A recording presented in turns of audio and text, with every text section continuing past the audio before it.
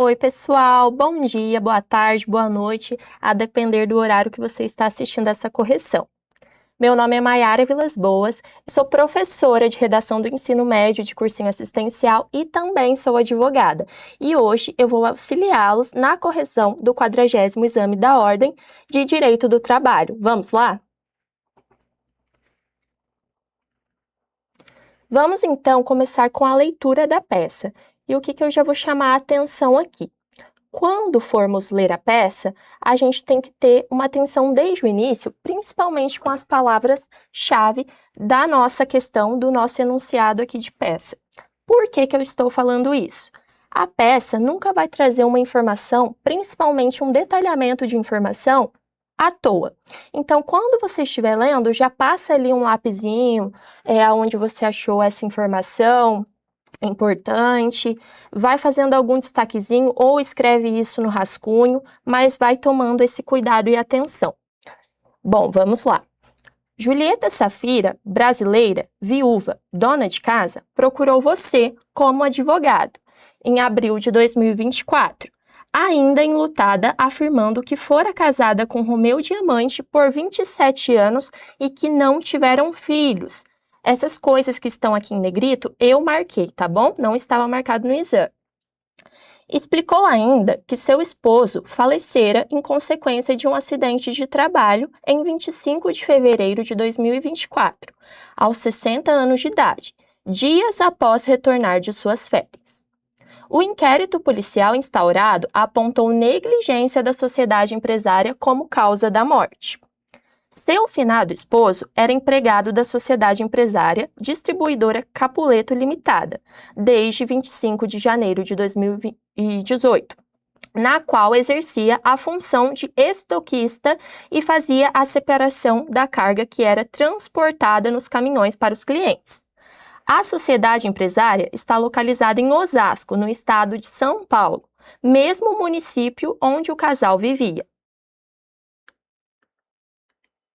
Julieta explicou que seu finado marido recebia o equivalente a 2 salários mínimos por mês e não teve a carteira profissional assinada, a despeito de trabalhar de segunda a sexta-feira e cumprir jornada das 9 às 18 horas, com um intervalo de 1 hora para a refeição. Depois do falecimento, nada foi pago a Julieta, que até procurou a sociedade empresária para receber alguma importância, sem sucesso. Tentou ainda receber documentos de um seguro de vida que a sociedade empresária deveria fazer, mas foi comunicada que ela passava por dificuldades financeiras desde a pandemia e, por isso, não contratou o seguro. Além disso, Julieta não conseguiu se habilitar para receber a pensão por morte do INSS, em razão da ausência de oficialização do contrato de trabalho na CTPS e, consequentemente, do recolhimento da contribuição previdenciária.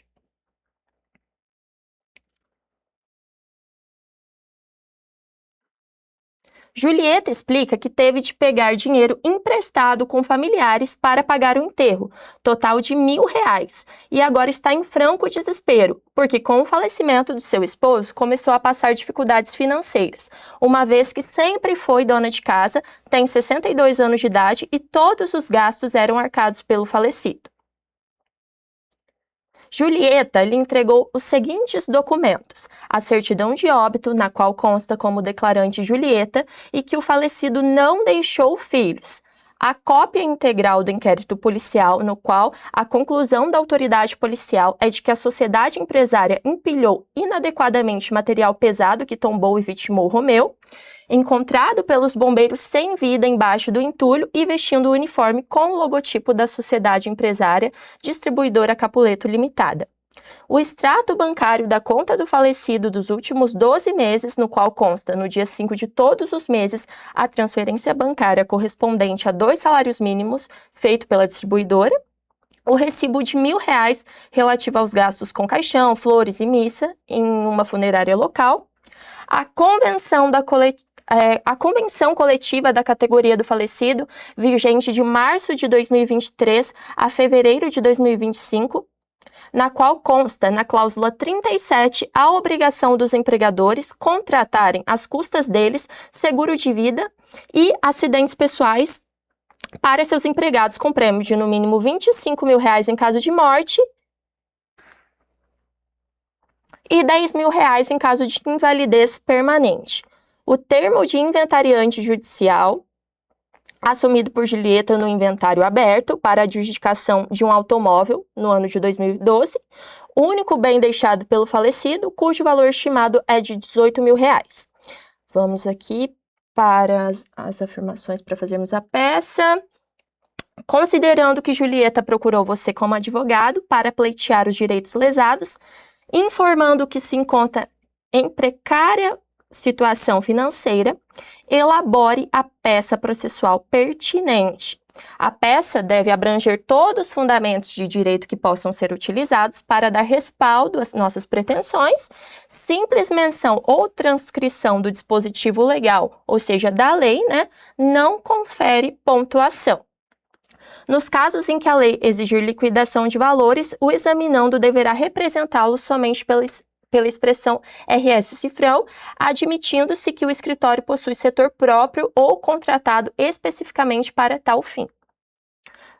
Ok, fizemos a leitura da peça, prestem atenção na leitura da peça, como eu falei, todo detalhe aqui é importante, certo? Prestem muita atenção nesses detalhes. Vamos lá. Antes da gente avaliar aqui qual a peça processual cabível, o que a gente vai dar uma olhadinha? Na linha do tempo do processo do trabalho, de uma forma bem rápida aqui para a gente pegar como objetivo a nossa peça processual, certo? Quando a gente está falando de processo do trabalho, a gente tem ali duas fases, a gente tem dois momentos, duas separações, certo? Fase de conhecimento ou cognição e a fase executiva, certo? Depois temos a fase executiva. Daremos enfoque aqui nessa correção para a parte da cognição, para a fase da cognição.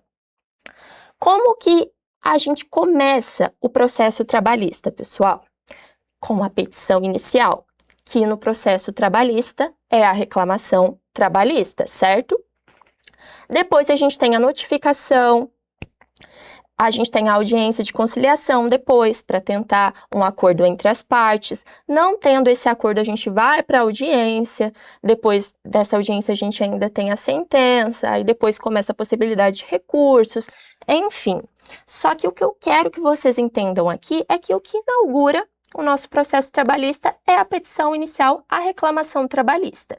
E o que ela vai buscar? Ela vai buscar direitos que foram violados, reconhecimentos, certo? E aí depois temos a fase executiva, só que não tem necessidade da gente passar aqui para essa correção. Vamos lá.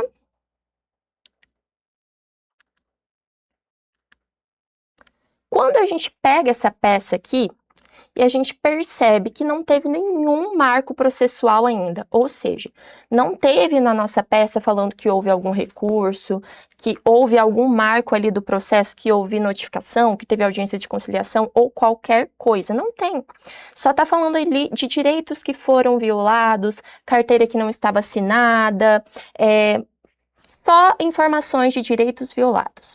Então, o que a gente percebe? Que a gente precisa dar início ao processo trabalhista. E como? Assim como eu falei agora mesmo, com a petição inicial, a reclamação trabalhista. Vamos lá.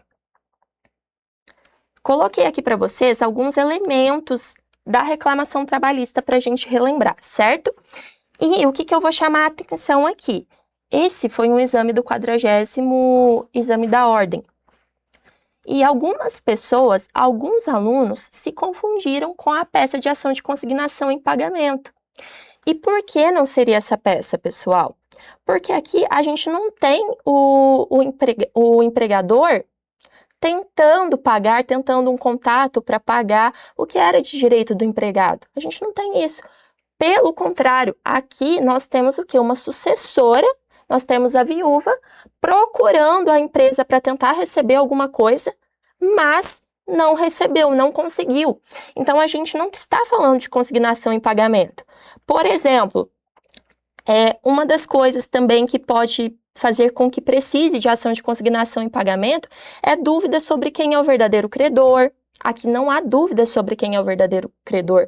Quando há recusa injustificada do credor em receber o pagamento, Pelo contrário, aqui a sucessora, né, do empregado, ela queria receber esse valor, ela queria ali ser indenizada pelos direitos, só que ela não foi. Então, aqui não restam dúvidas, nós estamos diante de uma peça de reclamação trabalhista, certo? E aí, vamos lá fazer aqui um breve relato dos nossos elementos da reclamação trabalhista, certo? Endereçamento, qualificação das partes, nome e fundamento da peça, tudo tem que ser muito fundamentado aqui. Teses, que a gente vai dividir em fato, fundamento e pedido, para ficar bem organizado e completo. Pedidos e requerimentos finais, valor da causa e fechamento. O que eu aconselho que você faça? Tá lá no dia da sua prova? Pega todos esses elementos, escreve lá no rascunho para você não esquecer. Pode parecer que é óbvio colocar o endereçamento, só que na hora do nervosismo você pode esquecer. Então faça isso, coloque lá no rascunho para você fazer um checklist depois na hora de fazer a sua peça, tá bom?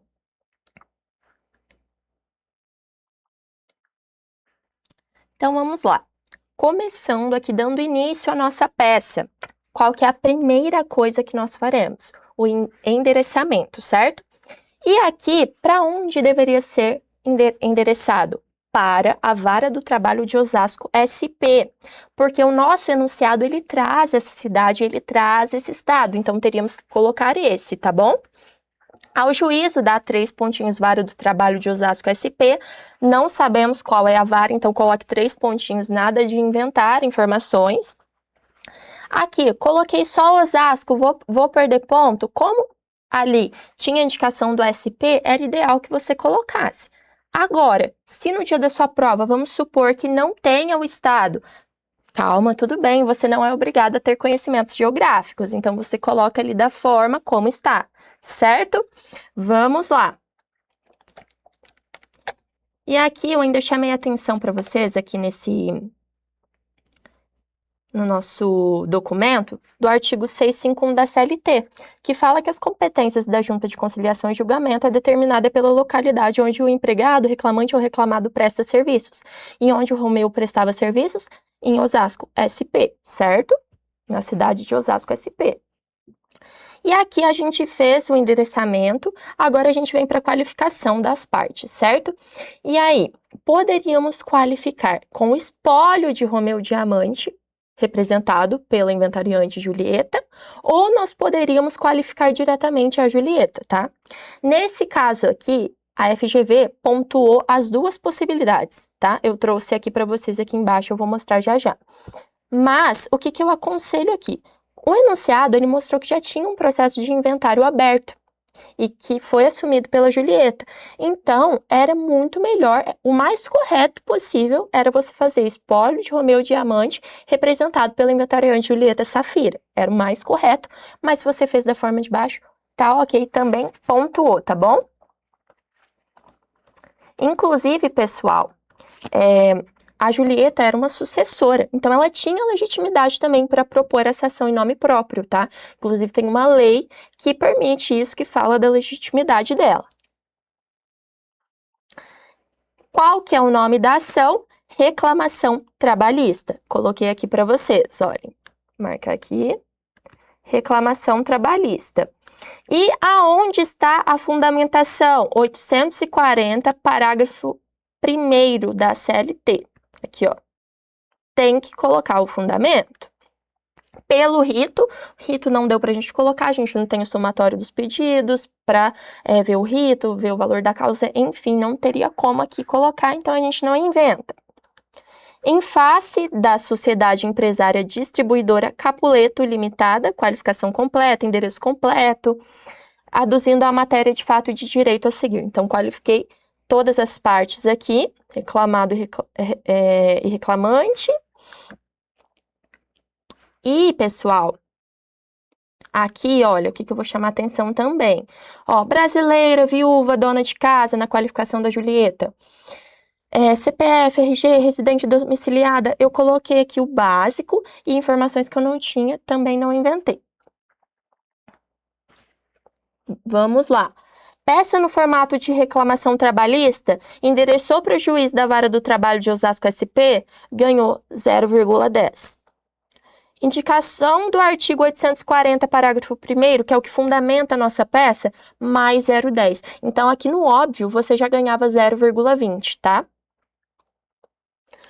Partes. Qualificou a parte autora? Falou espólio de Romeu Diamante ou Julieta Safira? Eu falei para vocês que a FGV aceitou as duas possibilidades, ganhou 0,10. Também fez a qualificação da reclamada, a distribuidora Capuleto? 0,10.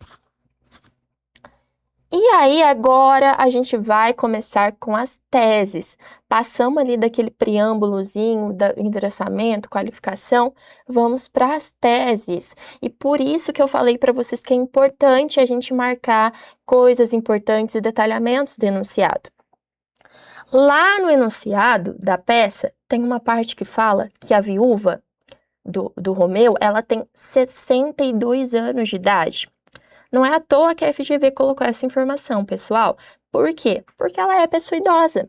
Então, qual o direito que ela tem? Ela tem direito à tramitação preferencial do feito, certo?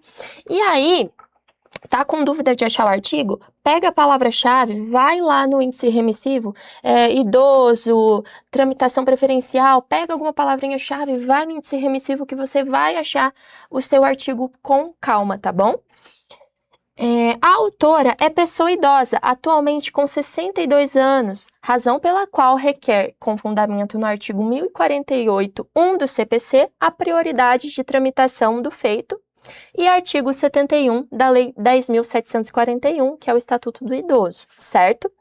Aqui, o que eu fiz? Coloquei o fato que ela possui 62 anos de idade, o fundamento, o que ampara o direito que nós pediremos, os artigos aqui, e fiz o pedido, a prioridade de tramitação. Essa é uma resposta completa. E tem mais uma tese aqui, da justiça gratuita, que eu vou falar para vocês como teses preliminares, tá bom? Da justiça gratuita. A autora é dona de casa e o espólio deixou bem de pequeno valor, preenchendo o requisito para a concessão do benefício da justiça gratuita, previsto no artigo 790, parágrafo 3 e parágrafo 4º da CLT. Diante do exposto, requer a concessão do benefício da justiça gratuita. Então, aqui, o que a gente vê no nosso enunciado lá da peça, pessoal? Todo momento falando que ela dependia do marido, que ela era dona de casa, agora ela está viúva, está tendo dificuldades financeiras, o enunciado deixou isso muito claro. Então, você tinha que pedir a justiça gratuita, tá bom? E aí, há um questionamento aqui, se seria tese preliminar ou de mérito, porque na justiça do trabalho, a justiça gratuita é analisada lá na sentença, então, tecnicamente, não seria uma preliminar, mas aqui a gente não vai adentrar nesse mérito, por quê? Aqui a gente nem colocou um subtópico escrito assim, preliminares. 1, tramitação preferencial. 2, justiça gratuita. A gente não fez isso, então não tem problema, não se preocupem com isso. Desde que tenham colocado fundamentado, está tudo muito certo. Como foi pontuado aqui? Requereu a gratuidade de justiça? 0,10. Indicou esses artigos que estão aqui? E aí a FGV ainda aceitou o 790, parágrafo 3 ou o parágrafo 4º da CLT, tá? Então, usou qualquer um, você já pontua também 0,10. Requereu a prioridade na tramitação por se tratar de pessoa idosa? 0,10. Indicou o artigo 1048 do CPC ou o artigo 71 da Lei do Estatuto do Idoso? Ganhou 0,10. Aqui você podia ter usado qualquer uma das leis. Usou uma, tá tudo certo. E aí, algumas pessoas fizeram aqui um tópico de tese falando da competência da Justiça do Trabalho e da legitimidade da autora, porque ela era sucessora e tem toda essa questão que a gente discutiu lá na qualificação das partes. Só que a FGV não aceitou essa tese aqui, não pontuou, tá? Você colocou na sua prova? Não tem problema, só não será pontuado, tá bom? Mas, às vezes, realmente é melhor pecar pelo excesso, tá bom? Agora, pessoal, vamos pensar em uma coisa. Qual que é o primeiro direito violado ali que a gente já olhou e falou, meu Deus do céu, e percebemos que por conta dele vários outros direitos foram violados? ele não tinha a carteira assinada, pessoal. Então, a gente tem que olhar primeiramente essa tese, tá bom? Do reconhecimento do vínculo de emprego. Vamos lá para o enunciado. A Julieta explicou que o seu finado marido não teve a carteira profissional assinada. O enunciado ainda menciona vários fatores que mostram que o Romeu ele tinha o vínculo de emprego. Exemplo, ele trabalhava de segunda a sexta-feira, cumprindo uma jornada de trabalho das 9 às 18 horas, ele tinha intervalo para refeição, ele vestia o uniforme, inclusive quando ele foi encontrado morto, ele estava vestindo o uniforme da empresa. Ou seja, a gente lembra lá daquela matéria inicial de direito do trabalho, o artigo 3 da CLT, que fala dos requisitos do empregado. E aqui ele cumpre todos. Vamos lembrar aqui? Subordinação, habitualidade, onerosidade e pessoalidade. O enunciado deixa claro tudo isso. Onerosidade mostra que ele recebia, a habitualidade mostra que os dias que ele trabalhava, subordinação, inclusive ele é encontrado com o uniforme da empresa, então aqui não há dúvida de que há vínculo de emprego. Como que a gente vai fundamentar isso aqui? Fato, fundamento e pedido. O finado esposo da autora era empregado da Sociedade Empresária Distribuidora Capuleto Limitada, desde 25 de janeiro de 2018, na qual exercia a função de estoquista e fazia a separação da carga que era transportada nos caminhões para os clientes. Porém, ele não teve o vínculo de emprego. Estavam preenchidos, aqui ó, a gente vem com o fundamento, todos os requisitos do vínculo de emprego estabelecidos no artigo 3 da CLT, pois ele recebia o equivalente a 2 salários mínimos por mês, o extrato bancário da conta do falecido dos últimos 12 meses, no qual consta no dia 5 de todos os meses transferência bancária correspondente a 2 salários mínimos, feita pela distribuidora. Então, a gente tem aqui esse caráter oneroso, a gente tem os comprovantes de que ele recebia, trabalhava de segunda a sexta-feira e cumpria a jornada das 9 às 18 horas. O que eu acabei de fazer? Eu mostrei o artigo 3 que fundamenta tudo isso aqui que eu estou falando. Todos esses requisitos aqui do Romeu, certo? Diante do exposto, requer o reconhecimento do vínculo empregatício e a anotação da CTPS. Tem que pedir a anotação da CTPS. Pediu para reconhecer o vínculo, pede para anotar a CTPS, beleza? Conforme prevê o artigo 3 ou artigo 29, ambos da CLT. Perfeito, fato, fundamento e pedido. Como foi pontuado aqui, pediu reconhecimento do vínculo empregatício ou a anotação da CTPS, 0,40. Aconselho que vocês coloquem os dois, tá bom? Vai que um dia a FGV resolve pontuar só um ou outro, então pequem aí pelo excesso, que é o mais correto possível. Indicou o artigo 3 ou o artigo 29, ambos da CLT, mais 0,10. Essa tese aqui estava mais tranquila, né? Pessoal, e agora vamos focar na seguinte informação. Depois do falecimento, o que a gente vê no enunciado? Que nada foi pago para a Julieta, que inclusive ela tentou entrar em contato, procurou a sociedade empresária, só que sem sucesso, porque ela não recebeu absolutamente nada, certo? Então, o que a gente tem que pedir? A gente tem que pedir as verbas rescisórias. Vamos fundamentar, então. Depois do falecimento, vamos aqui com o fato. Depois do falecimento, nada foi pago a Julieta, que até procurou a sociedade empresária para receber alguma importância, sem sucesso.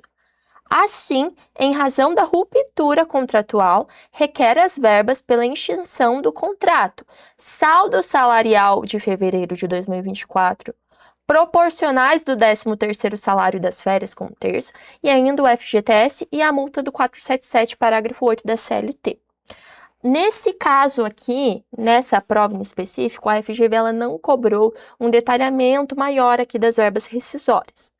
Há quem tenha feito a multa do 477, parágrafo 8, em uma tese específica, não tem problema. Desde que você tenha feito, fundamentado, não tem problema nenhum. Mas, dessa vez, a gente não teve um detalhamento muito específico aqui, tá bom? Coloquei aqui embaixo, a banca não exigiu maiores detalhamentos. Verbas devidas, saldo salarial, 0,10. 13º proporcional, 0,10. Férias proporcionais, mais 0,10. FGTS, 0,10. Multa do 477, parágrafo 8, 0,10, certo?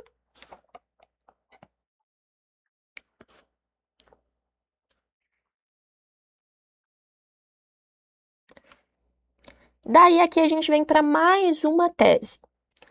O que fica claro ali do nosso enunciado também? Que houve um acidente de trabalho. Inclusive, o inquérito policial, ele apurou isso. Então, não há dúvidas de que foi um acidente de trabalho. E se foi um acidente de trabalho, há a responsabilidade do empregador, certo? Vamos lá. O enunciado de peça fala o quê?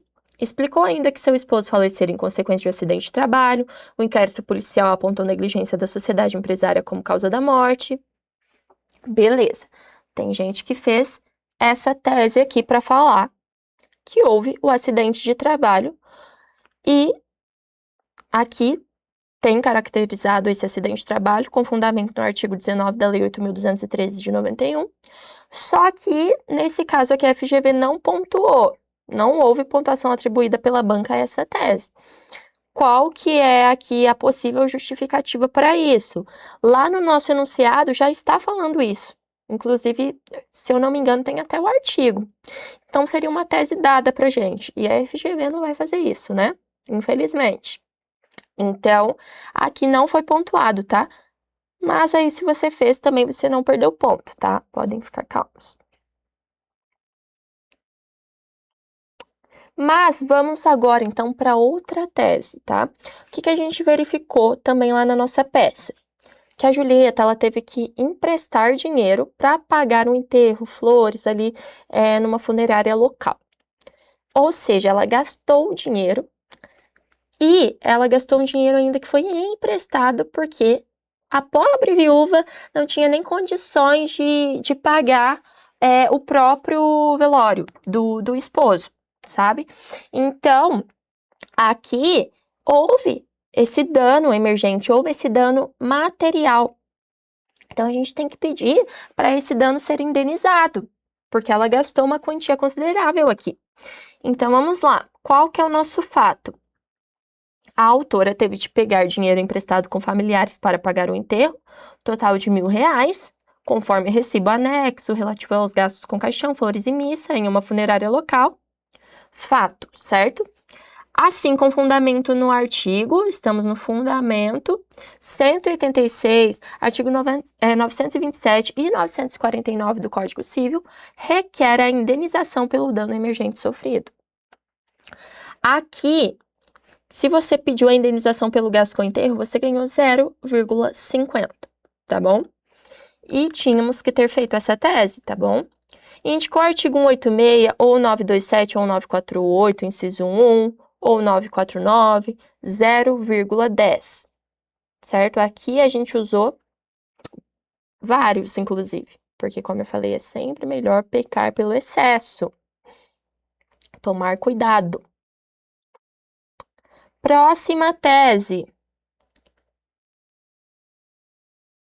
Próxima tese aqui, seguro de vida. Qual que é a informação que a gente tem ali no enunciado? Julieta, a sucessora, ela tentou receber os documentos do seguro de vida, que a empresa, inclusive, deveria fazer, porque estava na convenção coletiva da categoria do falecido, só que a empresa informou o quê?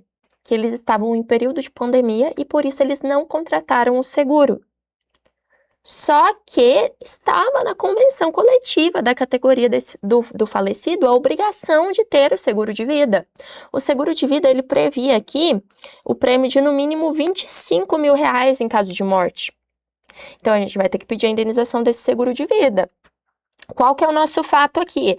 A autora tentou receber documentos de um seguro de vida, que a sociedade empresária deveria fazer, mas foi comunicada de que ela passava por dificuldades financeiras desde a pandemia e por isso não contratou o seguro. Ressalta-se que, conforme a convenção coletiva da categoria do falecido, vigente de março de 2023 a fevereiro de 2025, consta na cláusula 37, a cláusula que eu acabei de falar com vocês, a obrigação dos empregadores contratarem às custas deles seguro de vida e acidentes pessoais para seus empregados, com prêmio de no mínimo R$25 mil em caso de morte e R$10 mil em caso de invalidez. Assim, com fundamento no artigo 186, artigo 927 e 949 do Código Civil, requer indenização pelo seguro de vida. E aqui, qual que era o nosso pedido? Porque eu falei para vocês, a gente dividiu assim, fato, fundamento, pedido, fato, fundamento, pedido. E aí, o nosso pedido aqui, nesse caso em específico do seguro, né, assim requer o seguro de vida. Não, porque a empresa não contratou o seguro de vida. A empresa, infelizmente, não contratou o seguro de vida. Então, o que a gente tem que pedir aqui? A indenização do valor do seguro de vida. Então, o pedido deveria ter sido isso, requer indenização pelo seguro de vida, certo? Como foi pontuado aqui? Pediu indenização pelo seguro de vida? Perceba a palavrinha, indenização, não é pedir o seguro de vida. Ganhou 0,50. Aí essas indicações aqui, 186, 927, 948, tem várias teses que a gente pode usá-los, né? Usou uma vez em alguma tese, você já pontuou, tá bom? Em alguma das teses pertinentes, né? Esse 11 aqui, ó, vou mostrar para vocês. Esse aqui, tá bom? Esse aqui que eu tô destacando aqui para vocês. Agora vamos para a tese de pensão previdenciária por morte. O que a gente vê no enunciado? A Julieta, ela tentou se habilitar no INSS para receber essa pensão por morte, só que em razão da não oficialização do contrato de trabalho, ela não conseguiu. Então, aqui, em razão da ausência de oficialização do contrato de trabalho, ela não conseguiu requerer essa pensão por morte lá no INSS. Então, o que a gente tem que pedir aqui, pessoal? Indenização. Qual que é o fato? A autora não conseguiu se habilitar para receber a pensão por morte do INSS, em razão da ausência de oficialização do contrato de trabalho na CTPS e, consequentemente, do recebimento da contribuição previdenciária. É simples, não teve a carteira assinada, não estava oficializado esse vínculo, ela não conseguiu receber a pensão do INSS, não conseguiu nem se habilitar. Assim, com fundamento no artigo 186, 927, aí entram aqueles artigos que eu falei para vocês do 11 aqui, certo? Do ponto 11 aqui de pontuação. A autora não conseguiu se habilitar, ok? Assim, com fundamento nesses artigos, requer indenização pela pensão previdenciária por morte.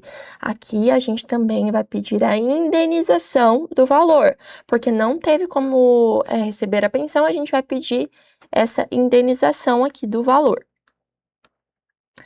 Pessoal, essa pensão aqui, a gente está falando de pensão previdenciária, tá? INSS.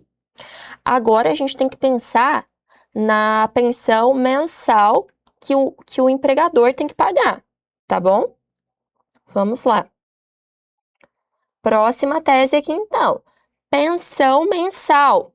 A autora dependia financeiramente do falecido, assim, com fundamento no artigo 948.1 do Código Civil, requer o pagamento de pensão mensal vitalícia ou em cota única. Essa pensão aqui não se confunde com benefício previdenciário. Essa pensão aqui é a paga pela empresa, certo? E aqui como foi pontuado. Pensão a cargo do empregador, a pensão mensal, 0,50, tá? Aqui, eu vou tentar arrumar aqui para mostrar outra pontuação para vocês. Só um minuto. Aqui, ó. A autora dependia financeiramente. Se você pediu essa pensão a cargo do empregador, você ganhou 0,50. E aí, qual que foi a particularidade? Dessa vez, Nesse caso específico, para fundamentar, a FGV aceitou o artigo 948.1, tá? E ele foi aceito aqui, ó. No caso de homicídio, a indenização consiste, sem excluir outras reparações, no pagamento das despesas com tratamento da vítima, seu funeral e o luto da família. Aqui foi aceito, a gente já olha aqui, né, no caso de homicídio, porque não foi homicídio, foi um acidente de trabalho, mas foi aceito por analogia, tá bom? Eu vou tentar editar esse tópico aqui do 10, porque pontuou o artigo 948. Na verdade, eu não vou editar, não. Vou mostrar aqui para vocês aqui em cima. O ponto 11 aqui, ó. Tô marcando aqui para vocês. Ponto 11 aqui. Aqui, ó. Pontuou 948, inciso 1, por analogia, tá? Tá, não foi homicídio, mas por analogia, a FGV pontuou isso aqui. Então, vamos lá. Outra tese agora. A gente não pode esquecer dos danos morais. A autora sofreu dano moral, o esposo faleceu por acidente de trabalho, ela ficou muito triste, teve a vida ali mudada em questão de segundos. Então, a gente tem que pedir dano moral para Julieta. A autora sofreu dano moral em razão da morte do marido, sendo comprovada a responsabilidade da empresa. Aqui, pessoal, eu acabei de demonstrar qual foi o dano sofrido, eu mostrei o fato. Nos termos do artigo 223b, C ou G, todos da CLT. Fundamentei. Ou 186, 927 ou 94 do Código Civil. Assim, requer o pagamento de indenização pelo dano moral sofrido. Pedido aqui da minha tese. Fica muito organizado fazer assim. Pontuação: indenização por dano moral pelo acidente de trabalho, 0,40. Indicou o artigo 223b, C ou o G, todos da CLT, ou ainda 186, 927 ou 944, 0,10, certo?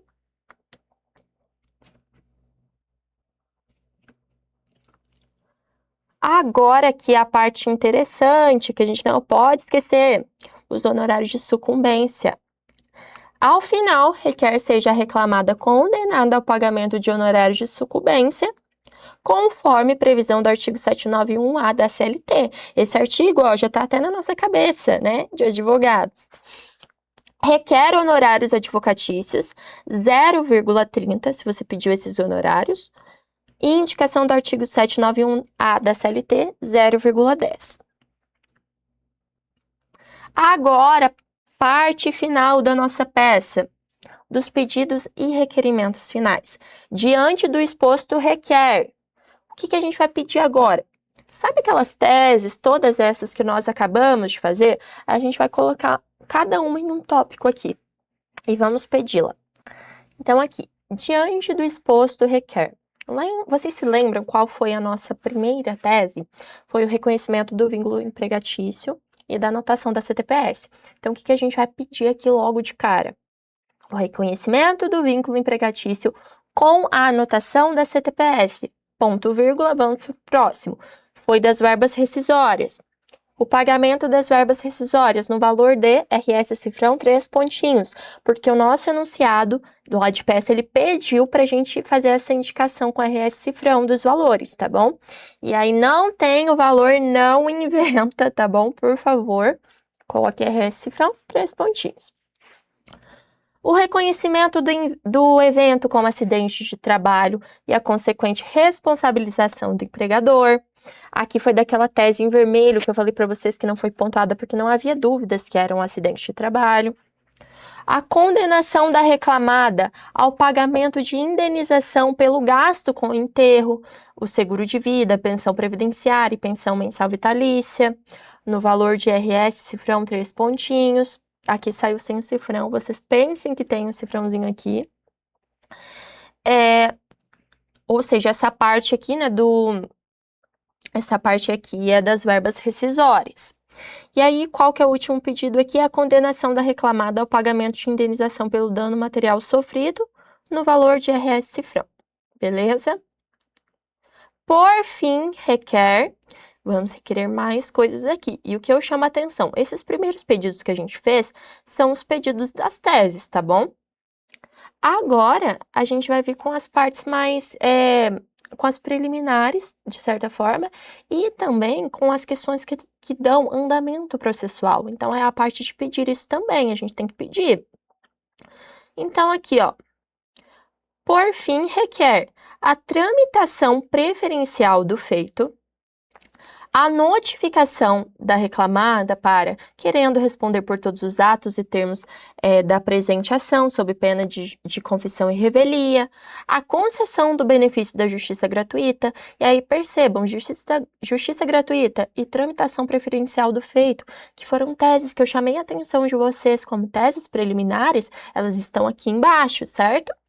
A total procedência da demanda, com a condenação das reclamadas em todos os pedidos formulados na exordial, com juros e correção monetária, a produção de todas as provas em direito admitidas, a condenação das reclamadas ao pagamento de honorários de sucumbência nos termos do 791-A da CLT. Aqui, confiram se vocês fizeram todos os pedidos, porque eles são pontuados também. Aqui está a indicação aqui, ó, do encerramento, certo? Aqui. Como que a gente termina? Valor da causa RS cifrão, 3 pontinhos, não temos o valor da causa, não temos o somatório, não temos ainda como atribuir aqui, né, nessa prova. E a gente vai colocar nestes termos, vírgula, pede deferimento, local, data, advogado, OAB, que já está, tenho certeza que isso já está na cabecinha de vocês. E aí, aqui está como foi pontuado. O legal é que isso que está na nossa cabeça de data, local, advogado e OAB pontua, 0,10. Então, até o que parece óbvio, coloque porque pontua. Então, a gente não pode negligenciar isso. Pessoal, então a gente finalizou a peça. Vamos aqui lembrar de algumas coisinhas. Vocês verificaram aí que a nossa peça, as nossas teses, elas sempre são divididas em fato, fundamento e pedido.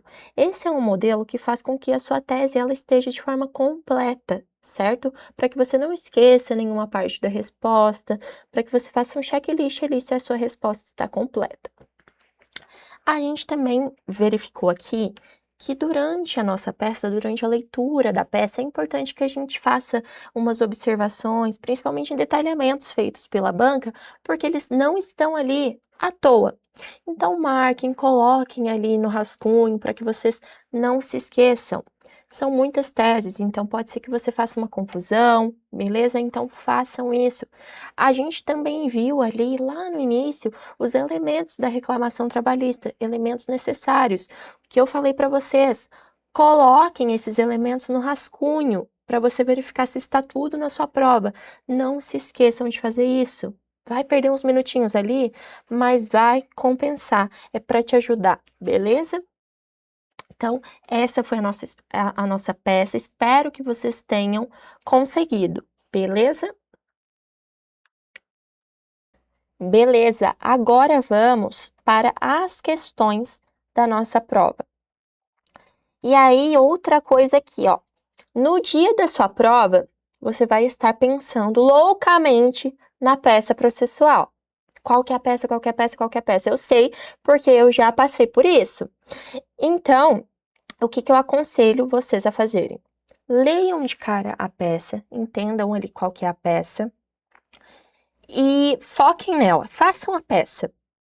Se você travar em alguma tese, pare, vá para outra tese, deixe ali um espaço para depois você fazer, porque não adianta se você está ali empacado naquela tese, não fique ali até a prova acabar, pelo amor de Deus.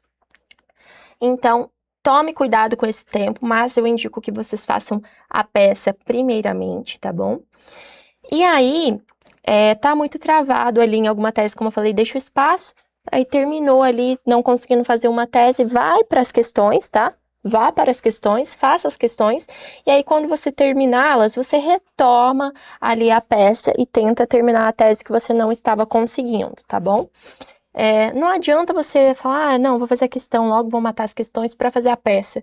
Tem o risco de você, na minha opinião, tá? Fazer as questões pensando na peça E aí você vai fazer a questão de qualquer jeito, correndo, não vai ter atenção, porque tá pensando na bendita da peça, então faz a peça primeiro. Essa é a minha indicação, tá bom? Então, ok, questões. Então, vamos lá. Questão 1. Jorge da Silva ajuizou reclamação trabalhista e se valeu do incidente de desconsideração da personalidade jurídica, o IDPJ, já na inicial, alegando que a sociedade empresária havia fechado de fato suas portas, fazendo prova do alegado. Citados os reclamados, um dos sócios se insurgiu, afirmando que o IDPJ somente poderia ocorrer na fase de execução. E aí entra o nosso questionamento do início dessa correção, lá na nossa peça, que a gente discutiu sobre a parte de cognição, de conhecimento e a fase executiva. O que esse sócio aqui ele está falando? Que o Jorge, ele não poderia ter usado o incidente, o IDPJ, na fase inicial, na fase de conhecimento. E aí, o que o nosso enunciado aqui ele vai pedir, a parte final do nosso enunciado? Concedida a vista a você, advogado de Jorge, que alegou o IDPJ, sobre a alegação do sócio, como você defenderia processualmente o IDPJ? E aí, o que eu vou indicar para vocês aqui? Olha na tua pergunta qual que é a palavra-chave, certo? Você vai verificar aqui qual que é a palavra-chave. A gente está falando de incidente de desconsideração da personalidade jurídica. Vai no seu índice remissivo, procura essa palavra, você vai verificar ali vários artigos, e aí você com calma vai abrir cada artigo e vai olhar onde está a sua resposta. Aqui não tem segredo. Faz com calma. Observa aqui a palavra-chave e acha o artigo no índice remissivo. Aqui era justamente isso que tinha que fazer. E aí, vamos aqui abaixo, para baixo. O artigo 134, tá? Se vocês fossem no índice remissivo, vocês achariam o 134 no IDPJ. O incidente de desconsideração é cabível em todas as fases, certo? Então, aqui, ó. Em todas as fases do processo de conhecimento. Então, mesmo que lá na fase do conhecimento estivesse na inicial, o Jorge, ele poderia ter utilizado desse incidente. Então, como que a gente vai fundamentar aqui, ó? Nos termos do artigo 134 do CPC, é sim possível pedir o incidente, o IDPJ, na fase de conhecimento. Ou seja, aqui era perfeitamente possível que Jorge usasse o IDPJ ali na inicial, na fase de conhecimento. Não tinha nada contra isso. Achou o artigo, colocou, fundamentou, pronto. Questão feita. E como foi pontuado? Você falou que era possível usar o IDPJ na fase de conhecimento? Você pontuou 0,55.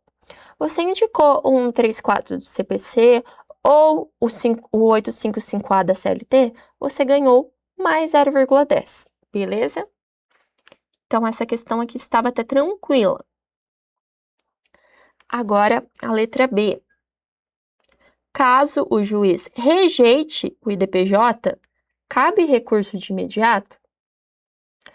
E aí, mesma coisa. Sabe o índice remissivo que você acabou de abrir sobre o IDPJ?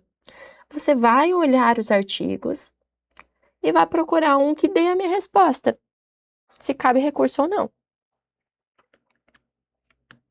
Por isso, tem que ter calma e abrir todos os artigos. Aqui, ó. O que fala o 855A, parágrafo 1º1 da CLT?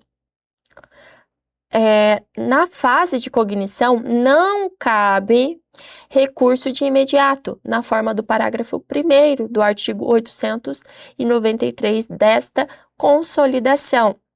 Então, qual que é a nossa resposta aqui? Não cabe recurso de imediato. E qual que é o fundamento? 855A, parágrafo 1º1, certo? Então, como ficou nossa resposta aqui, ó? Não caberá recurso imediato. pois o artigo 855-A, parágrafo 1º, 1 da CLT, prevê que não cabe recurso imediato da decisão interlocutória que rejeitar o IDPJ. Pronto, questão feita. Percebam também aqui que ela é estruturada visando muito a fundamentação do artigo, porque pontua, aqui a gente tem atenção para a palavrinha-chave, como eu mostrei para vocês, a gente está falando muito de IDPJ, você tem que citar o IDPJ na sua questão, beleza? Como foi pontuado aqui? Não caberá recurso imediato, 0,50. Indicou o artigo 855-A, parágrafo 1º, inciso 1 da SLT, 0,10. Então, questão 1, pronta. Igual eu falei, índice remissivo, palavra-chave, achou teu artigo. Questão 2 agora. Determinado empregado ajuizou reclamação trabalhista em fase de uma sociedade empresária em 15/3/2023, aduzindo exclusivamente que, por trabalhar com aparelho de telefone celular fornecido pelo empregador em razão do trabalho, teria direito ao adicional de sobreaviso. Então, até aqui o que a gente tem? A gente tem um empregado que falou que estava tendo, ele tinha o celular que ganhou da sociedade empresária por conta do trabalho, por conta do emprego, e ele queria um adicional de sobreaviso por ter esse celular que ele ganhou da empresa para o trabalho. A sociedade empresária defendeu-se, mas o juiz julgou o pedido procedente. A parte ré interpôs recurso ordinário no último dia do prazo. O TRT considerou o recurso intempestivo por um dia. Ocorre que todo o processo transcorreu em um município em que o último dia do prazo recursal caiu em um feriado local. Tudo aqui marcado são informações que eu considerei muito relevantes para a nossa correção. Você, apesar de informar esse fato, qual fato? Do município, que era o último dia de prazo recursal, que tinha o feriado. Então, apesar de informar esse fato expressamente no teor da petição de interposição, bem como nas razões recursais, havia entendido que era desnecessário comprovar isso no ato da interposição do recurso. Então, você fez um recurso e você esqueceu de falar que era feriado municipal. Aliás, você esqueceu ali de comprovar. Havia entendido que era desnecessário comprovar isso, então comprovar, no ato da interposição do recurso. Diante disso, considerando a jurisprudência consolidada do TST, respondo aos itens a seguir.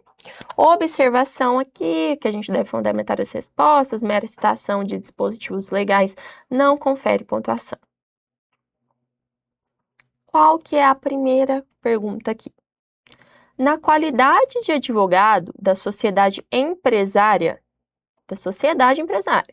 qual a tese jurídica desenvolvida em contestação e recurso para rechaçar o pedido de sobreaviso? Como que a gente pode contestar ir contra esse pedido de sobreaviso?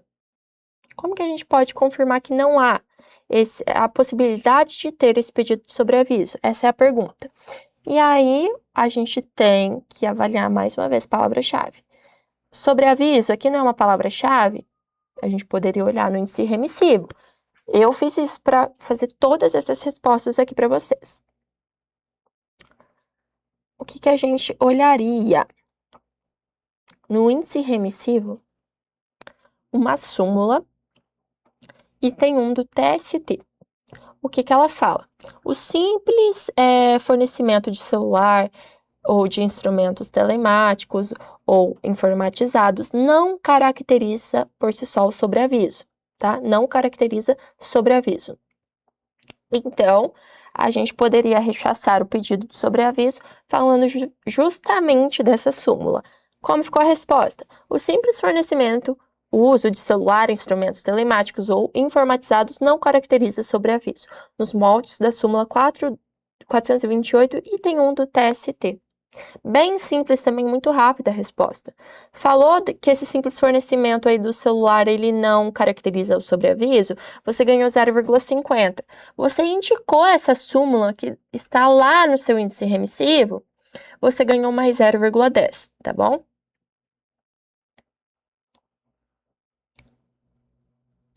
E aí a gente pode ir para a letra B.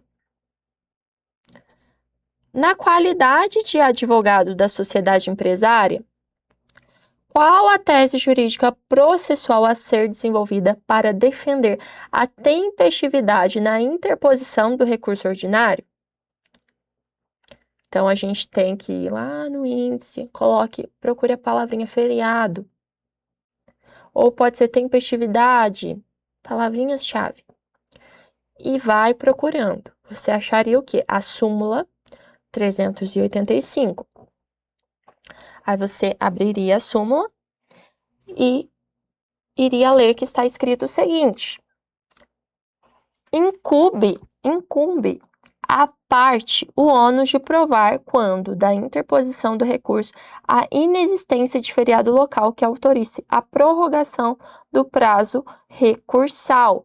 Só que aqui está pedindo para a gente defender a tempestividade. Então, como que a gente vai responder isso aqui? Deveria ser concedido um prazo para comprovar o feriado municipal, nos moldes da súmula 385, item 1 do TST. Falou que deveria ser concedido prazo para comprovar esse feriado municipal, você ganhou 0,55. Aqui, ó. Indicou a súmula 385, item 1 do TST, você ganhou 0,10. Beleza? Então, percebam aqui comigo uma coisinha muito importante, porque a prova da OAB, principalmente as questões, as teses também, mas chamo mais atenção aqui para as questões. A gente não sabe artigos de cor, a gente não sabe muitas decisões de súmula de cor. Então, o que você vai fazer? Ache a palavra-chave da sua questão.